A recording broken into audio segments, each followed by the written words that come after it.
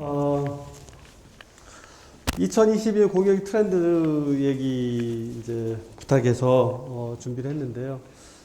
저는 이제 코로나 이후에 새로운 공유경제를 공격 2.0으로 얘기를 합니다. 그래서 사람들이 공유경제가 뭔지 잘 모르는 분이 실은 많아요. 근데 이제 코로나 때문에 많은 변화가 있는데, 뭐 코로나 이후에 많은 변화가 있을 거라고 얘기하면서 많은 사람들이 새로운 경제 모델 얘기를 하지만, 공유경제를 오랫동안 해온 입장에서 공유경제야말로 코로나 이후에 새로운 구체적인 경제 모델이라는 확신이 있고요. 그리고 새로운 생활 방식이라는 것. 근데 오늘 제가 이제 오늘 이 그 내용에서 좀 새로운 단어를 좀 쓰고 싶어요. 이 공유경제가 너무 오래됐어요. 그래서 저는 공유경제의 다른 이름으로 제곱경제라는 말을 좀 쓰면 어떨까. 그래서 오늘 전체적으로 공유경제에 대한 정의부터 코로나에 따른 변화, 지금의 상황, 앞으로의 공유경제의 전망 전체를 설명을 드리도록 하겠습니다.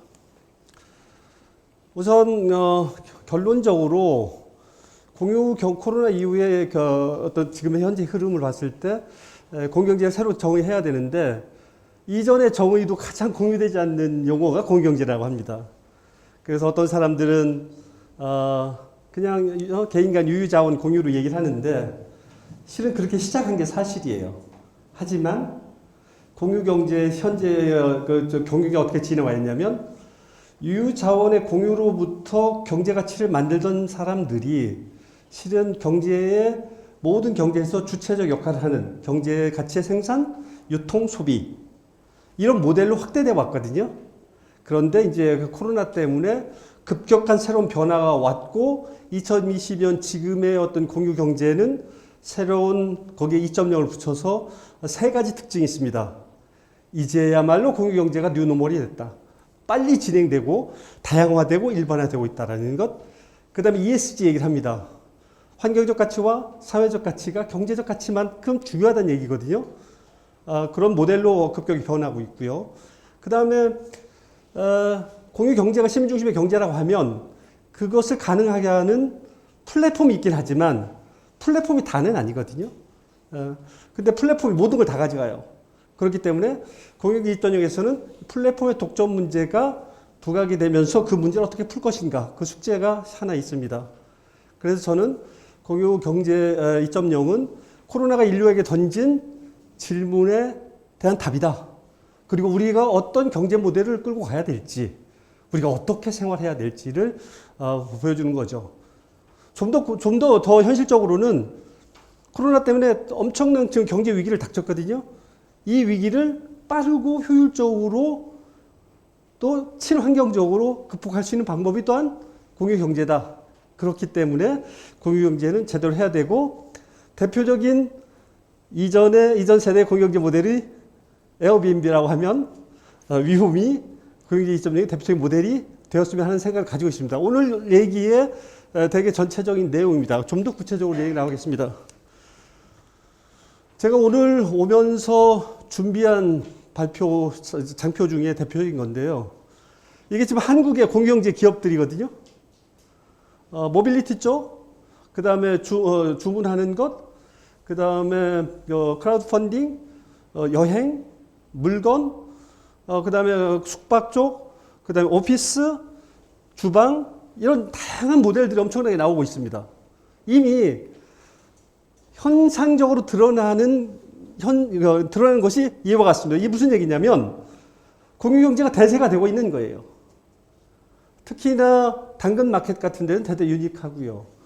물건 공유가 되게 빠르게 진행이 되고 있고, 한국에서 가장 기대되는 것 중에 하나가 공유 주방이에요. 그리고 공유 오피스는 이미 대세가 됐고요. 공유 숙박은 전 세계적으로 되게 또 내부 숙박이 불법인 유일한 국가라는 측면에서 독특하고 위험이 관계되어 있지만, 그 다음에 경험 공유 쪽으로도 되게 빠르게 진행이 되고 있습니다. 지자체에서는 서울, 부산, 경기가 나름대로 열심히 하고 있고요.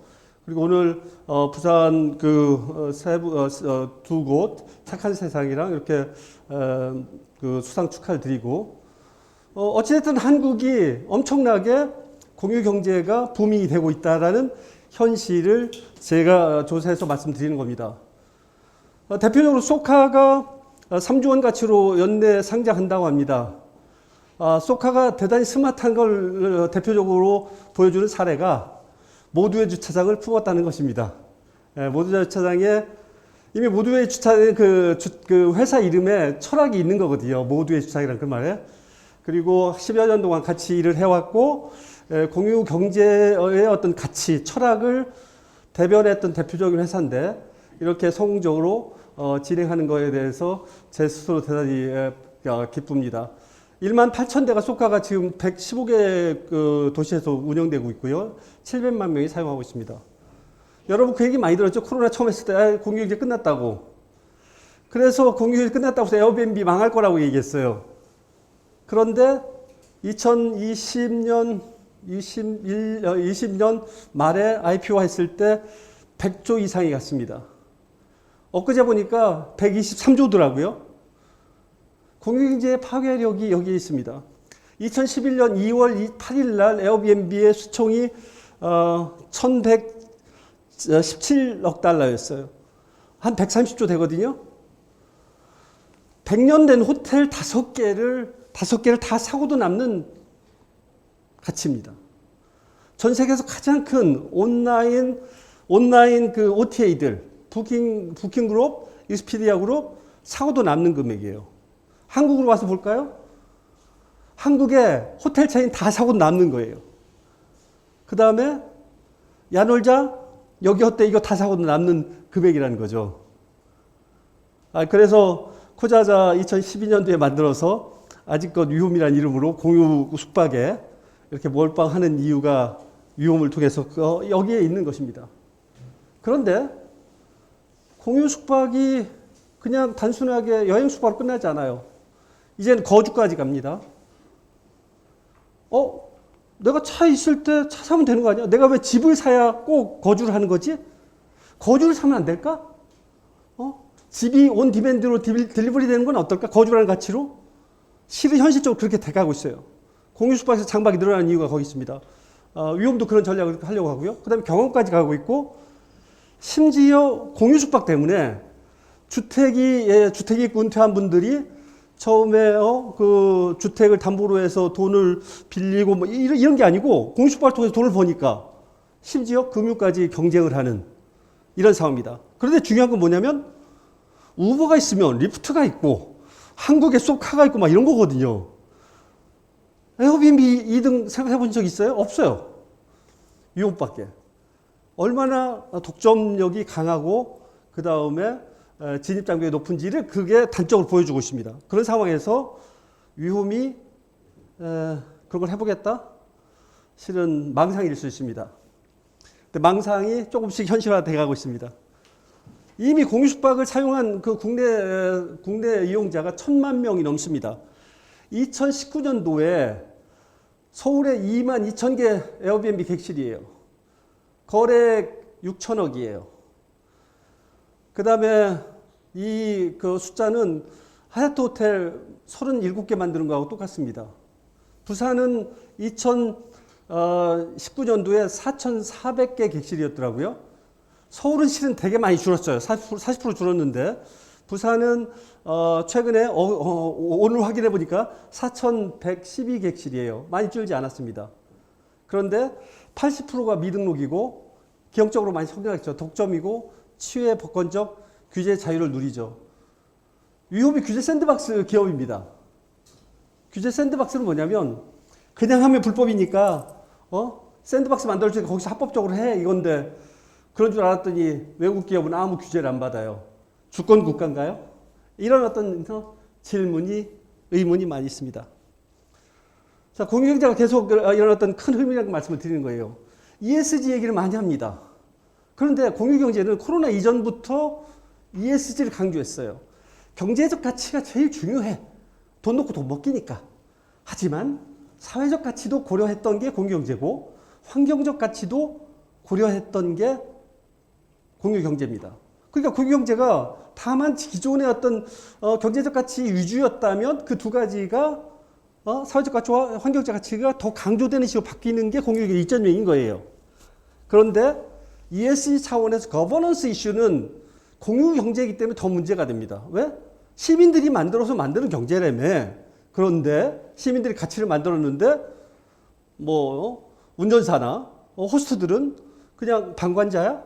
가치를 만든 중심 역할을 했는데, 그래서 ESG 차원에서 거버넌스 관련해서는 독점 문제가 더더군다나 큽니다.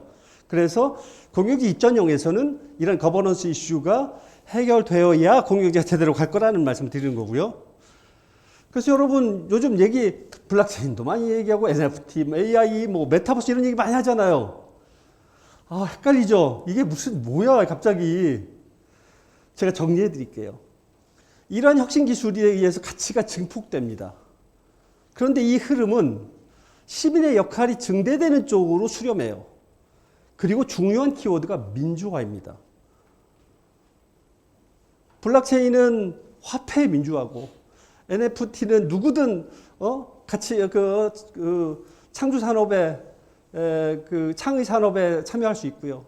AI는 누구든 지능을 극대화할 수 있는 겁니다. 메타버스는 공간의 민주화예요. 이 말을 다르게 얘기하면 인터넷화예요. 결국에는 인터넷화. 공유경제도 뭐죠? 인터넷화인 거예요. 민주화되는 거예요. 시민들이 경제의 주체를 하니까. 그러니까 중요한 무슨 얘기냐면 지금의 변화는 다 시민들을 인파워하고 민주화되는 쪽으로 흐를 것이다. 인터넷화라고 이해하시면 되고, 오늘 공유경제 2.0을 들으시면 이 전체 흐름이 그런 것이구나라고 이해할 수 있을 거라고 기대합니다.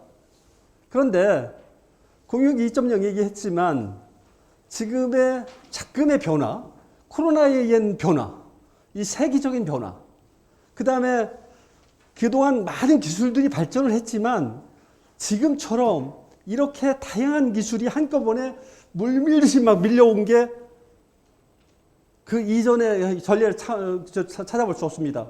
저는 이것을 제곱 인터넷이라고 얘기해요. 왜냐하면 인터넷이 가장 중요한 인프라이고 인터넷은 모든 기술을 다 흡수하기 때문이에요. 그러면 이런 어떤 인터넷 기반의 경제 모델이 공유 경제라고 얘기하는데, 코로나나 이런 것들의 변화가 워낙 크다 보니까 기업 중심의 경제에 시민 중심의 경제인 공유 경제가 합쳐지면서 공유 경제라는 단어가 좀 식상하니까 좀 달리 얘기해서 제곱 경제로 얘기를 좀 뻥튀기 해서 드리고 싶다는 말씀을 드리는 겁니다. 여전히 이제 공유 경제 얘기를 하겠습니다만, 공유 경제 아무도 잘 모르는 공유 경제 정의해 드리겠습니다. 공유 경제가 이 정의가 옳든 그르든 목소리를 높이는 사람이 한 명 있어야 그게 틀려니 많이 이렇게 할 수 있는 거거든요. 제가 말씀드리는 공유 경제는 시민 중심의 경제입니다. 경제 가치 생산, 유통, 소비 다 하는 거죠. 그러니까 기업 중심의 어떤 그 경제가 시민 중심으로 바뀐다기보다는 시민 중심의 경제 모델이 하나 더 생기는 겁니다. 근데 우리가 이미 그걸 경험했잖아요. 예? 여러분 처음에 인터넷 처음 나왔을 때 인터넷 고속도로라고 돼 있어요. 없던 정보 내가 접할 수 있네? 좋은데? 그러다가 댓글 달고 이러다가 웹 2.0 얘기가 나왔죠. 지금은 어떤 상황이에요? MBC 뉴스보다도 김미경 TV가 훨씬 서브스크라이버가 많아요. 이미 온라인에서 단순한 정보의 소비자가 정보 생산자를 넘어서 그 기성기업을 넘어서는 정도예요. 이미 경험한 거예요. 이러한 경험, 온라인에서 이런 진행 과정이 오프라인에서 경제 쪽에서 일어나는 게 공유 경제인 거예요. 단순히 나는 공유 경제의 소비자였어요. 하지만 유유 자원을 공유해서 경제적 가치를 만들기 시작하더니 어느 날 3D 프린터를 가져와서 공장 역할을 하고 빈방 공유하더니 옆집 할머니 방 얻고 뭐 해가지고 숙박업을 하는 거예요. 이게 자연스러워요. 그래서 온라인에서 이루어진 것 같이 오프라인으로 이루어질 것이다. 그래서 일상이 사업이 되는 그런 어떤 마이크로 엔터프레니어 시대가 오고 있는 거예요. 이거 막을 수 있나요? 없어요. 소비자들이 원하는데 누가 끌고 가는 거예요? 이 흐름을 제대로 받쳐주지 못하는 우리 나라의 어떤 규제의 문제가 있긴 하지만 또 부산이나 서울처럼 공공에서 공유경제를 또 이렇게 지원하는 또 그런 장점도 있습니다. 이게 공유경제예요. 단순한 소비자가 경제적 가치를 만들고 웹 2.0 그림을 그대로 그리는 겁니다. 그리고 공유경제 얘기하면 되게 또 이제 공유경제 주변에 떠도는 단어들이 엄청나게 많아요. 야, 공유경제 끝났어. 이제는 죽은 경제야. 죽은 경제는 뭐지? 깃경제 말고 뭐 얘기한단 말이에요. 그걸 정리해주는 단어입니다. 가장 요즘 얘기하는 게 주문경제인데 주문경제, 구독경제 이런데요. 구독경제는 내가 항상 필요한데 뭐하러 그때그때 오더해요. 온디맨드로. 주기적으로 받아보는 게 그냥 온디맨드 경제에 그냥 특화된 모델인 거예요. 공유경제하고 이쪽이 아니고. 그리고 공유경제는 공급과 소비가 있습니다. 소비 쪽으로 대표적인 게 온디맨드고요. 공급의 대표적인 게 깃경제인 거예요. 사람들이 참여하는 것. 이 두 가지를 증명해 주는 거고, 심지어 지금 어디까지 발전하냐면 토큰이 나오고 블록체인이 나오면서 소유도 온디맨드로 바뀌는 과정이에요. 일 자리가 아니고 잡이 아니고 일거리가 되고, 이게 변화의 큰 흐름입니다. 경제. 그러니까 공유 경제 얘기하지만 소유하고 다른 게 아니고, 아니 스마트한 소유예요. 옛날에는 뭔가 누리려면 내가 조금 누려도 사야 돼. 공유 경제가 이렇게 활성화되면서 어떻게 돼? 내가 필요할 때 원하는 만큼 사서 소유해서 원하는 만큼 누리는 거예요. 여전히 소유가 중요한 사람이 있어요. 왜? 뽀다고. 내가 가지고 있는 것이 뽀다고인 사람 있잖아요. 그거 시장을 놔두더라도. 이게 모빌리티로 갔고 물건으로 가고 거주까지 간다고 하면 엄청난 변화인 거죠. 그리고 이 변화를 이끄는 것은 소비자예요. 편하니까. 덜 쓰고 많이 누릴 수 있으니까. 그리고 본질적인 가치를 추구하는 거예요. 기본적으로. 내가 차가 왜 필요해? 내가 전공들이 왜 필요해? 이걸 전시하겠다고 하는 게 아니잖아요. 내가 원하는 가치는 구멍을 뚫는 거예요. 내가 원할 때 원하는 크기로 마음대로 구멍을 뚫을 수 있는 드릴을 빌릴 수 있다면 왜 드릴을 사서 15분만 쓰고 버리겠어요? 공간 막 차지하고 나중에 버릴 때는 환경 오염 이런 것들 걱정하고 자연스럽게 할 수밖에 없어요. 그리고 사람들의 소비 성향이 다양한 소비 성향이 다양해져요. 그러면 정부의 라이선스 시스템 가지고 공급이 되나요? 호텔, 모텔만 가지고 되나요? 안 돼요. 소비자들이 다양성을 요구하면 그럼 공급도 다양해져야 돼요. 공급 다양하려면 어떻게 하죠? 그러려면 시민들이 공급해야 돼요. 이 다양성을 진행을 하려면 공유 경제가 갈 수밖에 없어요. 클라우드 라이프 스타일, 클라우드 컴퓨팅이 왜 있죠?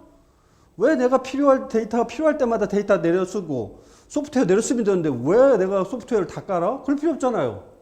필요할 때 이런 걸 할 수 있다고 하면. 그러다 보니까 클라우드 라이프 스타일이 편하고 더 누리고 이럴 수 있는 그 이유 때문에 공유 경제가 갈 수밖에 없습니다. 누린다는 것이 소유와 누린다는 것이 똑같아요. 내가 소유해야 누려. 그러니까 어떻게든 돈을 벌어야 돼. 그런데 적게 쓰고 누릴 수 있다고 하면 공유를 통해서 접근을 통해서 실은 이 흐름이라는 게 단순하게 경제적인 관점이 아니고 삶의 편리성, 그 다음에 의식의 전환. 자원 낭비하지 않고 나도 편하다면 왜 이것도 모두가 윈윈하는데 왜 내가 기존의 방식으로 가겠어요? 그 다음에 제로의 힘이라는 게 있습니다. 무슨 얘기냐면 공유의 힘이에요. 택시 하나도 없는 우버가 전 세계 가장 큰 운송회사고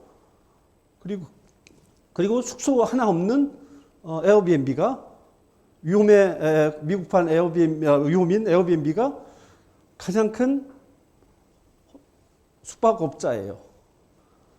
그럴 수 있는 게 뭐냐면 그냥 있는 것을 네트워크로 연결하기 때문이에요. 그게 온라인에서만 가능하다고 얘기했죠. OS 하나 만든 다음에 그걸 카피하면 되니까. 근데 오프라인의 모델이 제로 한계 비용 제로의 그 모델이 공유 경제 모델이기 때문에 비교가 안 되는 거예요. 호텔을 지으려면 어떻게 하죠? 부지 사고 뭐 조사하고 라이선스 받고 그다음에 건물 짓고 그다음에 뭐 다 해야 되잖아요. 공유수박 어떻게 해? 연결하는 거예요. 그런데 안 된다고 했죠. 주인이 어떤 놈인 줄 알고 가서 내가 믿고 거기 가서 자. 그런 얘기 했었잖아요. 그런데 해보니까 되더라는 거죠. 왜? 반은 해보지 않은 거에 대한 경험하지 않은 것에 대한 그 피어 팩터 때문에 그렇고요. 또 반은 신뢰 플랫폼이라는 이 플랫폼 원에 발달하다 보니까 그런 다양한 어떤 신뢰를 보장할 수 있는 플랫폼 기능이 있기 때문입니다. 그래서 공유 경제가 지금 얼마 되지 않았는데도 대단히 발전을 하고 있어요. 원래 공유와 경제는 양립할 수 없는 것이었어요. 공유라는 것은 나의 친인척, 나의 동네 사람들과 우리 동네에서 이랬었거든요. 근데 이게 인터넷과 그 다음에 이제 새로운 욕구 이런 것들이 합쳐지면서 처음에는 협력적 소비로 접근했다가 일반 시민 중심의 공유경제로 갔다가 그 다음에 이제 공유경제 2.0 경제 환경 사회 가치를 같이 하는 것 그 다음에 독점물 문제를 푸는 프로토콜 경제 모델이 합쳐진 걸 공유 2.0이라고 하고 이게 앞으로 계속 발전해서 제르미 리프킨이 얘기한 협력적 공유 사회로 진행이 될 거고요. 당연히 플랫폼 기반으로 갈 겁니다. 사람들이 4차 산업혁명 얘기를 많이 합니다. 그런데 자금의 공유경제 모델이 들어오면서 산업혁명이 1차, 2차, 4차 이렇게 되어 있다고 하면 공유경제는 경제에서의 2차 모델이에요. 특히나 코로나 때문에. 산업혁명과 이 기술 발달과 새로운 경제 모델, 시민중심 모델이 합쳐지면서 이 변화는 엄청나게 클 거거든요. 그래서 단순하게 산업혁명으로 보면 안 되고 그 새로운 경제 모델은 공유경제, 시민중심 경제 모델을 같이 봐야 된다는 얘기입니다. 그리고 지금은 실은 주위에 보면 다 기회예요. 다 기회. 예? 이제 공유수박 하는 입장에서 가다 보면 빈집이 얼마나 많겠어요. 빈 사무실이 얼마나 많아요. 그러면 일반 어떤 기업이나 이게 말고 거버는 그 기업들 그 다음에 정부 이런 쪽에도 기회가 대단히 많습니다. 그래서 공유경제가 한물 간 게 아니고 이제 시작이고 엄청난 기회가 있다는 말씀 드리고 싶고 그런데 걸림돌이 있습니다. 한국의 가장 큰 걸림돌은 막는 규제예요. 미래는 막 밀려오는데 과거의 경험으로 하지 말라는 거예요. 그리고 공유경제 하면 갈등을 생각해요. 절대 갈등 아니에요. 새로운 시장을 만들어서 경제를 뻥튀기해서 나눠 먹으면 기존 산업도 좋게 다 할 수 있어요. 그런데 우리가 문제를 풀려고 하는데 200점짜리를 50점짜리라고 얘기하면 50점짜리의 문제의 만점은 몇 점이에요? 50점이에요. 플러스업으로 생각하면 플러스업으로 갈 수 있다는 얘기 말씀드리고 플랫폼의 독점 문제 해결해야 되고요. 쉽진 않습니다. 플랫폼 노동 환경 악화 얘기합니다. 악화되는 거죠. 왜? 흐름이 제도가 못 따라가니까. 그럼 이걸 빨리 제도가 따라갈 수도 바꿔야지 미래를 막아서는 안 돼요. 플랫폼 노동 문제가 있어요. 하지만 온 디맨드로 내가 소비하는 것처럼 온 디맨드 일하고 싶어하는 세대들이 급성장하고 있는데 그 세대들의 미래를 막아서는 안 됩니다. 경제 침체, 혁신 저해 이걸 지금 여기는 별로 얘기하지 않아요. 공유가 그 흐름이라는 걸 많이 인정을 하기 때문에 무엇보다도 국가 전략이 좀 있었으면 좋겠다라는 생각이 있습니다. 그래서 다시 이제 정리를 하면 개인 간 유유 자원의 공유로 시작했지만 시민 중심의 경제 모델이다. 다르게 하면 인터넷 경제이고 코로나 이후에는 또 독점 문제 이런 것도 푸는 공유경제 2.0 발전하고 있다. 이게 이제 전체적으로 공유 경제에 대한 정의 이런 내용을 드린 거예요. 혹시 질문 있으면 질문해 주시기 바랍니다. 반론도 좋습니다. 자, 그럼 중간에 언제든 손 들고 말씀해 주시고요. 공유경제 트렌드를 말씀드리겠습니다. 제가 시간을 맞춰드리겠다고 했습니다. 항상 저는 시간이 부족해서 문제지. 예, 양으로 승부하는 사람이기 때문에. 공유경제 트렌드의 대표 용어로 공유경제 2.0에 대해서 말씀을 드리겠습니다. 이제 공유경제가 일상이 되고 있습니다. 공유경제가 일상이 될 수밖에 없는 코로나 지금 상황에서도 그런데 코로나가 끝나면 그럴 수밖에 없는 게 공유경제 기반은 혁신기술 기반이에요. 그런데 코로나 때문에 온라인 쇼핑을 조금 처음으로 한 사람이 몇십 프로고, 온라인으로 미팅, 줌 미팅 한 사람이 몇십 프로고 이래요. 많은 사람들이 디지털 트랜스포메이션을 당했어요. 그래서 몇십 년의 변화가 몇 년 만에 지금 일어난 거예요. 그만큼 공유 경제의 혁신 기술 기반이라고 했을 때 그러한 전체 여건이 좋아진 거예요. 두 번째, 우리가 이제 코로나 이후에 엄청난 경제 위기를 겪고 있잖아. 이 경제 위기를 어떻게 극복할까? 경제 위기가 닥치면 어떻게 돼요? 효율적인 경제, 돈의 가성비 이런 걸 따져요. 공유 경제가 그런 거잖아요. 효율적이고, 그 다음에 나눠 쓰고, 그 다음에 새로운 자각. 환경이 돈이네 보니까 공동체가 돈이네. 이런 이유 때문에 공유 경제는 뉴노멀이 될 거예요. 멀리 갈 필요 없어요. 당근마켓. 당근마켓 왜 잘 되죠? 옛날에 출퇴근 아침 저녁에 할 때 당근마켓 이렇게 집에 있는 큰 침대가 그렇게 커 보이지 않았을 거예요. 근데 재택하다 보니까 이게 침대가 너무 크네. 안 쓰던 물건 되게 많네. 버리려니까 어때요? 아까워. 그 다음에 상실감이 있을 것 같아. 근데 당근마켓 내놓으니까 무료로 줘도 상실감이 없고 준다든가. 아니면, 내가 돈도, 경제적으로 작은 금액의 돈이라도 얻게 되고. 이러니까, 당근마켓 공유 경제하고 상관이 없는 거예요. 공간 효율 넓히고, 돈도 벌고, 상실감도 없이, 그 다음에 환경 망치지 않고. 이러니까, 지금 당근마켓이 그렇게 활성화된 이유거든요. 93%가 판매자이자 소비하는 사람이에요. 그리고 사는 사람 입장에서는 싸게 돈 덜 들이고 삶의 질을 유지하고 절약하고 사회적으로 어떻죠? 환경을 보호하고 이럴 수 있는 당근마켓이 그렇게 부흥인 이유가 실은 코로나 상황에서 어떤 그런 현상이라고 말씀드리는 거예요. 그 다음에 이제 인류 생존과 지속 성장에 대한 얘기, ESG 얘기를 하는데 공유 말씀드린 것처럼 공유 경제야말로 이미 코로나 때문이 아니고 이미 그 전에 이런 얘기가 있었어요. 그리고 이 슬라이드는 결코 코로나 이후에 준비된 슬라이드가 아닙니다. 이전부터 얘기했던 슬라이드예요. 그래서 저는 코로나19는 코로나가 인류에게 던진 질문에 대한 답이라는 말씀을 감히 드리는 겁니다. 100% 해답은 아닐지라도 힌트는 되게 많이 있다고 봐요. 그 이유를 말씀드리겠습니다. 지금 우리는 지구가 세계인 줄 알고 쓰고 있어요. 과잉 생산, 과잉 소비. 경제 시스템이 그래요. 생활 방식이 그래요. 후손들한테 빚을 내서 살고 있어요. 이렇게 그냥 가면 안 된다는 자각이 실은 이미 공유경제 쪽에서는 있었어요. 그런데 경제적으로 어떤가요? 빈익빈 부익부. 소유해야 돼. 돈 많이 벌어야 돼. 소유해야 더 누릴 수 있어. 어떻게든 경쟁해서 이겨야 돼. 이러던 경제적 병폐. 사회적으로 어떻게죠? 치열한 경제. 환경적 병폐, 경제적 병폐, 이 사회적 병폐. 이런 상황에서 인류가 지속 성장 발전을 할 수 있냐? 아니 성장 놔두고 지속될 수 있냐는 얘기예요. 안 된다는 거예요. 공유경제가 코로나 이전부터 왜 공유경제가 대세가 돼야 되냐? 지속성장가 인류가 이 종이 생존하기 위한 얘기했어요. 그러면 코로나가 바이러스 문제인가요? 아니라고 보는 거예요, 사람들은.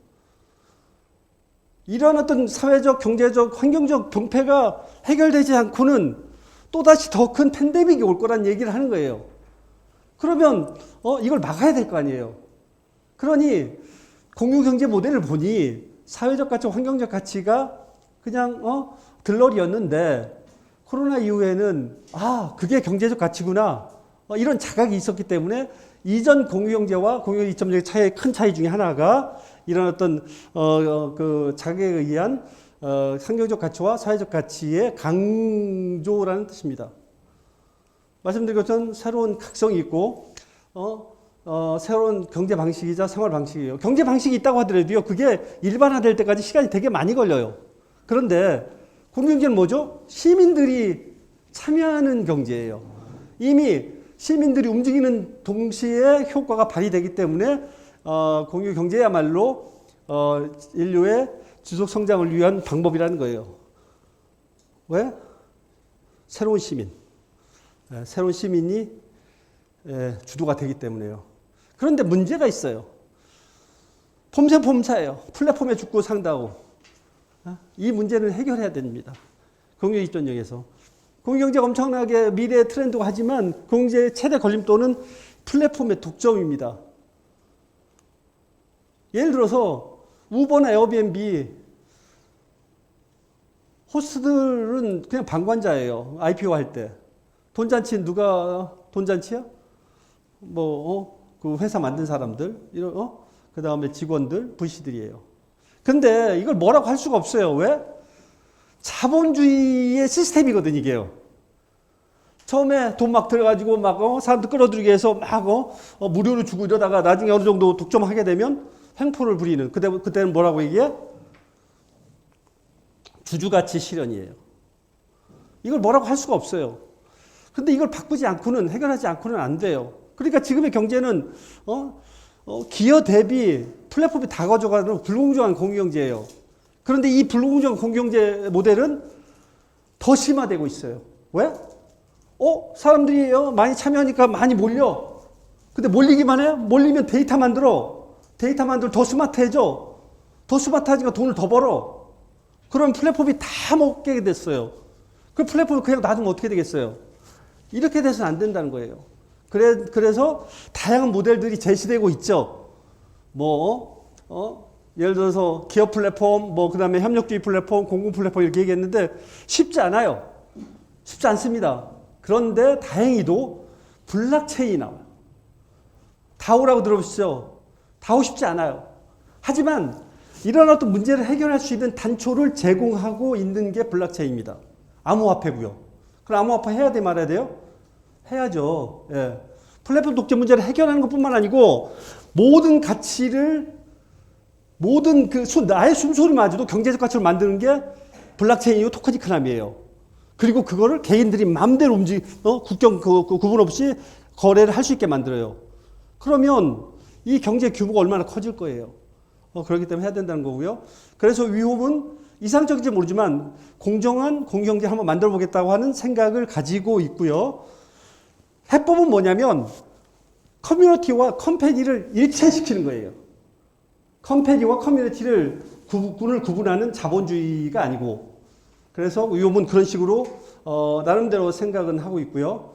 그리고 공유경제가 일상화되는 가장 돼야 되고 일상화될 수밖에 없는 이유 중에 하나가 경제 위기 극복의 가장 빠르고 효과적인 방법이기 때문입니다. 공유경제란 말이 제대로 등장하기 시작한 게 리먼 브라더스 사태 때, 내 직업은 이러니까 은행원인데 모기지는 내야 돼. 근데 직업은 잃었어.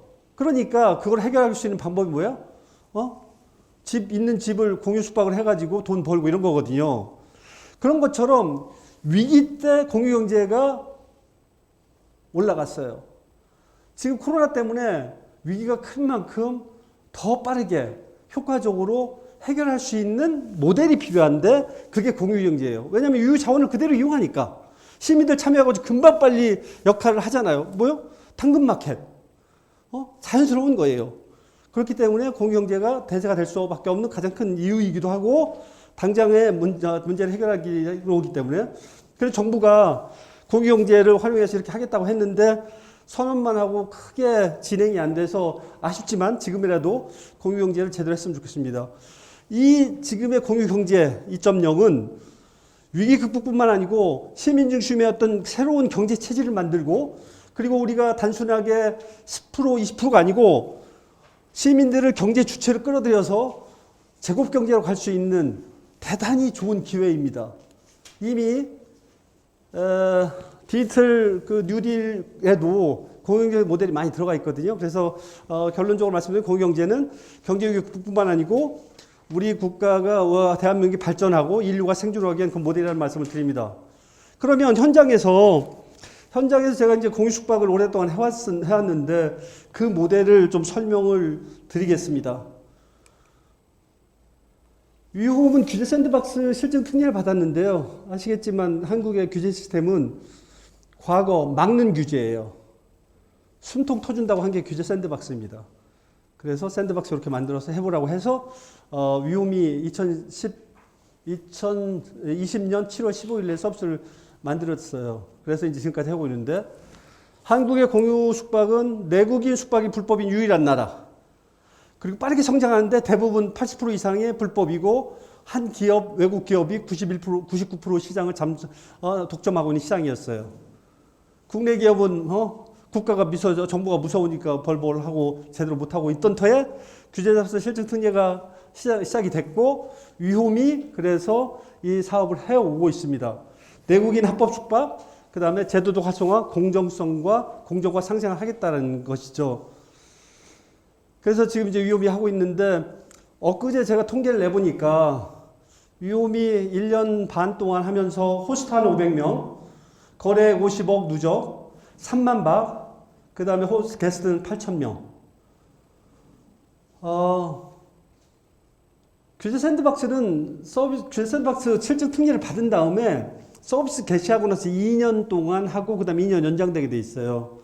근데 코로나가 더 닥쳤잖아요. 그러면 위홈이 큰 기업도 아니고 작은 기업인데 그게 이성적으로 판단하면 서비스를 빨리 해야 될까요? 아니면 코로나가 좀 진정된 다음에 시작해야 될까요? 코로나 진정된 다음에 해야 되겠죠. 그런데 전화를 받습니다. 호스트분들한테. 아니 코로나 때문에 외국인들 안 오는데 외국인 관광 도시인하고 등록하신 분들이에요. 그런데 손님이 끊어졌어요. 나는 돈은 못 벌어도 불법으로는 하고 싶지 않아. 외국인들 안 오니까 내국인으로 받아서라도 장사를 해야 되는데 합법적으로 할 수 있는 방법이 없어. 근데 보니까 당신들이 규제 샌드박스 받아놨네? 그러면 당신들이 빨리 시작하면 내가 돈을 못 벌어도 최대한 합법적으로 뭔가 할 수 있는 그런 거는 될 거 아니야. 이 전화를 두세 번 받고 나서 마음을 바꿨어요. 우리가 이해 득실 따질 게 아니고 일단 시작하자. 그렇게 해서 시작을 했는데 그 마음이 동해서 그런지 저희가 돈 번 거는 저희 안심 자가격리 숙소 운영으로 그런 거예요. 그때는 그런 모델이 없었어요. 그래서 사업을 하는 데 있어서 진정성도 되게 중요하다는 생각을 하고 있고요. 그래서 저희가 코로나 상황에서 자가격리 숙소 문제 해결해가지고 그 방역 문제 이런 거 해결하고 그 다음에 팬데믹 상황에서 어려운 호스트를 도와주드렸고 그 과정에서 저희가 이제 3만 박 이렇게 하면서 다양한 데이터 이런 걸 확보를 해서 에어비앤비가 아니라고 해도 공유 숙박의 제도화에 도움이 될 수 있는 그런 데이터들을 모았습니다. 그런데 사업을 이렇게 하다 보니까 지금 상황은 어떤 상황이냐면 대한민국이 주권 국가인가라는 질문이 있어요. 왜? 아니 규제 샌드박스라고 해서 저희가 정말 어렵게 규제 샌드박스 실증 특례를 쉽게 받은 게 아니잖아요. 그래서 그 안에서 막 해요. 서울 지하철 1호선에서 9호선 사이에 1km 이상 되면 안 돼요. 그래서 호스트가 1km 20m에 있어요. 지하철에서. 안 된다고 해서 등록을 못 했어요. 근데 에어비앤비는 아무런 규제를 안 받아요. 아니 한국에서 온라인 사업은 좀 다를 수 있어요. 이거 오프라인 사업이잖아요. 이게 그러면 규제 샌드박스를 저희가 신청을 했어야 되는 건지 아니면 미국의 샌프란시스코에 에어비앤비 2.0 만들어서 한국에서 사업을 해야 되는 건지. 아니 처음에는 그럴 수 있어요. 근데 실증 특례 사업한 지 지금 2년 됐잖아요. 그런데가 현실적으로 취해법권적 규제 자유, 그 다음에 불법 자가격리 숙소 이런 문제, 불공정 이런 게 있어도 그래요. 그래서 좀 되게 힘들긴 하지만 그래도 사명감을 가지고 하고 있습니다. 어디도 우리 집이라는 이름으로요. 공유숙박 앞에서 말씀드린 것처럼 제가 공유숙박을 많이 말씀드린 건 제가 자세히 알기 때문이에요. 이 트렌드를. 그래서 나름대로 대단히 시장성이 있다고 생각을 하고 있고요. 당연히 공유기 2.0 제가 공유기 2.0 얘기하고 뭐 이렇게 얘기하지만 실은 공유숙박에서 막 고심하다가 나온 것들이잖아요. 그래서 저희가 이제 공유숙박도 새로운 전략으로 가는데 로컬 중심으로 가자. 정당성 합법 뭐 이런 식으로 이제 생각을 하고 있고요. 그래서 이제 어디든 우리 집이라는 어떤 그런 모토를 가지고 접근을 하고 있습니다. 지금 현재 앞으로 문제점이 코로나 이후에 외래 관광객 수가 되게 많이 부족할 거예요. 왜냐하면 중소 호텔도 많이 문 닫고 이런 상태이기 때문에 이 문제를 어떻게 합법적으로 풀 것인가. 저희는 이제 규제 특례를 해결하려고 하고 있고요. 그다음에 오래된 숙제, 기형적 이 제도 밖에서의 활성화를 어떻게 제도적으로 끌어들일 것인가. 이 두 가지 문제를 해결을 위해서 열심히 일을 하고 있고요. 숙소 부족 문제는 저희가 4,000명 호스트 규제 샌드박스 실증 특례를 받았거든요. 2만 객실을 확보를 해서 합법적으로 전 세계에서 에어비앤비 경쟁하는 회사가 거의 많지 않아요. 비슷한 모델을 해도 거의 좀 다 다르거든요. 서울이 어쩌면 에어비앤비를 넘어서는 최초의 사례가 될 수 있을 거라고 보십니다. 그래서 저희는 나름대로 T자형 모델로 해서 코로나가 제대로 풀리고 나서는 에어비앤비하고 본격적으로 경쟁을 하는 거고요. 우수 숙소를 확보하되 에어비앤비 같은 게스트 채널이 많지 않으니까 오픈 플랫폼으로 해서 아고다 이런 데들하고 이제 협력하려고 국내에서 쿠팡하고도 얘기를 하고 진행을 하고 있고요. 그 다음에 국내에서 자가격리 다음으로 병원 근처에 케어스테이 모델. 지금 케어스테이 병원 근처에서 장기 외래 환자 이런 분들 되게 고통이 크거든요. 그 다음에 보니까 장기 숙박이 되게 시장이 커요. 장기 숙박 이런 쪽으로 해서 나름대로 접근을 하고 있고 최근에 이제 쿠팡하고 협력해서 내국인 숙박의 어떤 다양한 모델을 해서 진행하고 있고요. 아주 안심 자가격리 숙소에서 생활 숙박, 또 특화 숙박, 장기 숙박 이쪽으로 하면서 이제 케어스테이 이런 것들을 진행을 하고 있습니다. 케어스테이도 대단히 사회적인 문제를 해결하면서도 저희 나름대로는 에어비앤비하고 달리 특화할 수 있는 비즈니스 모델로 저희가 보고 있고요.